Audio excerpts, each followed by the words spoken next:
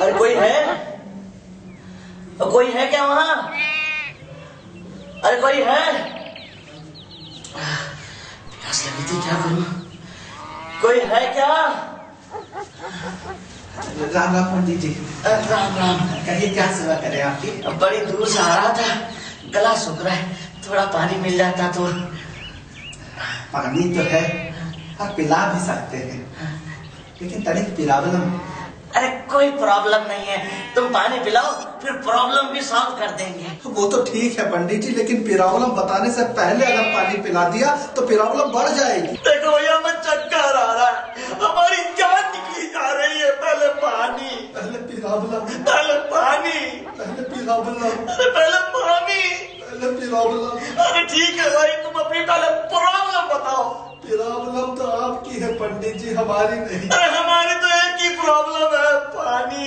वो तो छोटा प्रॉब्लम है, लेकिन तुम्हारा दूसरा इससे भी बड़ा प्रॉब्लम है। अरे बताओ भैया, क्या प्रॉब्लम है जो तुम पानी नहीं पिला सकते हो? क्योंकि तुम मेरे हाथ से पानी पी नहीं सकते। अरे क्यों नहीं पी सकते भैया? हम तो मर रहे हैं, हम क्यों नहीं पिएंगे? इसलिए आप नहीं ना जानते कि हम कौन हैं। तो कौन हो? अरे हम वो हैं, सुबह झाड़ू लगाते हैं, दिन में जूता सिलते हैं, शाम को धोबी घाट पर कपड़ा धोते हैं। आपकी जात यहाँ है, हमारी यहाँ है। अब बताइए, आप हमारे हाथ का पानी कैसे पिएंगे? ये तो सच में बड़ी प्रॉब्लम है। इसीलिए तो कहा था कि बड़ी प्रॉब्लम है। अरे भैया, हमें तुम्हारे हाथ से पानी पीने में कोई प्रॉब्लम नहीं है, तुम बस पानी पिला दो। नहीं भैया, अगर सब कुछ जानते हुए भी हमने आपको पानी पिला दिया तो हमको पाप लगेगा, नर्क में भी हमको जगह नहीं मिलेगी। अरे ये तुम्हें कैसे मालूम? शास्त्रों में लिखा है। अरे नहीं लिखा भैया, कहीं नहीं लिखा। किसने कहा? आप पंडित लोगों ने बोला, सब पंडित बोलते हैं। अरे मर जाऊंगा भैया, पानी पिला दो, वरना ब्राह्मण हत्या का पाप लगेगा। पानी पिला दिए तो शास्त्र हत्या हो जाएगी, हमसे ऐसा पाप न कराइए। अरे पिलवा दो भाई पानी, आशीर्वाद दूंगा स्वर्ग जाने का, मोक्ष दिला दूंगा। एक ब्राह्मण को पानी पिला दिया, हमारा मोक्ष का या चूल्हा में, ऐसा पाप न कराइए पंडित। अरे भैया, मर गया, गया मैं तो गया, अरे मर गया, चक्कर आ, अरे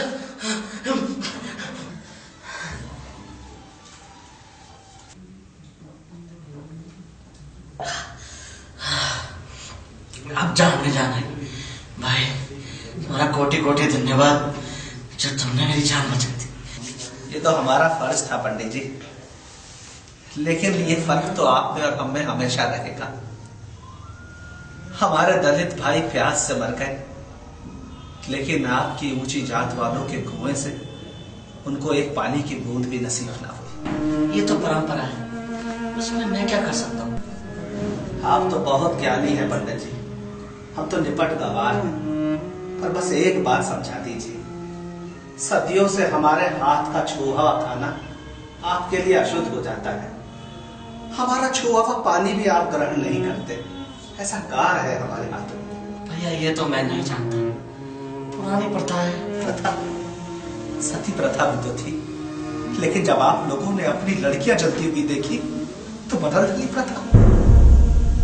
पंडितों के लिए तो समुद्र पार करना भी वर्जित था, लेकिन जब डॉलर देखे तो बदल डाली प्रथा।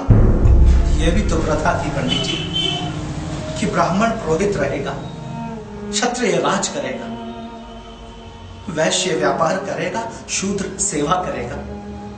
लेकिन जब लोकतंत्र आए, मंत्री प्रधानमंत्री सब पंडित बन गए राजा। जब पूंजी का युग आया तो आप पंडितों ने खोल ली बड़ी बड़ी कंपनियां, बन गए पूंजीपति, बन गए वैश्य। और तो और जब कारोबार में फायदा दिखा तो पंडितों ने जूतों की फैक्ट्रियां लगा दी। हम जूता बनाए तो छोटे आदमी, वो जूता बनाए तो बड़े आदमी। बात जमी नहीं पंडित जी, अपने लिए तो प्रथा बदलते थे, और हम दलितों के लिए तो कभी प्रथा नहीं बदली। अब समाज का ढांचा ही ऐसा है, समाज के ढांचे का क्या कर सकते हैं? तो फिर तोड़ दो ना ऐसा ढांचा पंडित जी। ढांचा बनाने वाले तुम, तोड़ने वाले तुम। तो एक बार हम नीच जात वालों के लिए इस ढांचे को बदल दो पंडित जी। ये तो मेरे हाथ में नहीं है, ये सब तो बड़े बड़े शास्त्रों और धार्मिक किताबों में लिखा है। लोग कहते हैं कि तुलसीदास जैसे विद्वान ने कहीं लिखा है, ढोल गवार शूद्र पशु नारी ये सब ताड़न के अधिकारी। लेकिन तुलसीदास जी को क्या ये भान नहीं हुआ कि ढोल को तो पीटा जा सकता है, उसे कोई चोट नहीं लगती, लेकिन हम तो इंसान हैं, मनुष्य हैं, प्राणवान हैं।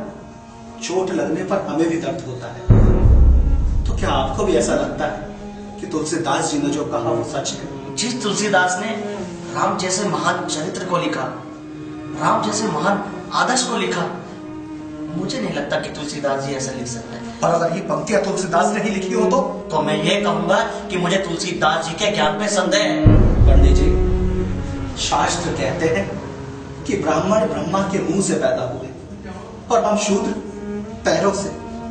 क्या मनुष्य मनुष्य में ये भेद स्वयं ब्रह्मा जी ने किया है? बिल्कुल नहीं। स्वयं ब्रह्मा जी भी आकर इस बात को कहें तो मैं इस बात को नहीं मानूंगा। और आपको क्या मालूम है पंडित जी, सदियों से चली आ रही इस कुप्रथा के कारण हिंदू धर्म का, हिंदू संस्कृति का कितना बड़ा नुकसान हुआ है। हमारे हजारों लाखों करोड़ों दलित भाई, कोई बौद्ध बन गया, कोई मुस्लिम बन गया, कोई ईसाई बन गया। क्या पंडितों को और ऊंची जात वालों को यह दिखाई नहीं देता कि उनकी जिद के कारण, इस कुप्रथा के कारण सदियों से हिंदू धर्म विभाजित रहा है? सही कहा दोस्त। अगर हम दलितों को नीच कहकर उनका अपमान करेंगे, उनको सम्मान नहीं देंगे, तो फिर क्यों रहेंगे वो हिंदू धर्म में? चले जाएंगे दूसरे धर्मों में। और तो और अंबेडकर जैसी महान आत्मा और बुद्धिजीवी हिंदू धर्म छोड़ के बौद्ध बन गए। और अगर हम अंबेडकर जैसे व्यक्तित्व का सम्मान नहीं कर सकते तो धिक्कार है हम पर। पंडित जी, अगर आप सब जानते हैं तो क्यों नहीं अपने समाज में ये आवाज उठाते? क्यों अपनी ऊंची जात वालों को नहीं समझाते कि अगर वो नहीं बदले तो लोग अपना धर्म बदल लेंगे? और अगर लोगों ने अपना धर्म बदल लिया तो भारत में एक और पाकिस्तान, एक और बांग्लादेश बन जाएगा। तुम ठीक कह रहे हो, पर मैं अकेला क्या कर सकता हूँ? क्यों नहीं कर सकते पंडित? जब तुम प्यास से मर रहे थे, क्या तुमने अपने जाति की परवाह की? अरे चाणक्य भी तो अकेला था और उसने अकेले पूरे भारतवर्ष को एक कर दिया। अरे पंडित, गौतम बुद्ध भी तो अकेले थे, लेकिन उन्होंने एशिया में पूरे धार्मिक क्रांति ला दी थी। महात्मा गांधी भी तो अकेले थे, लेकिन ब्रिटिश साम्राज्य की जड़ें हिला दी थी। अरे पंडित, तुम खड़े हो जाओ।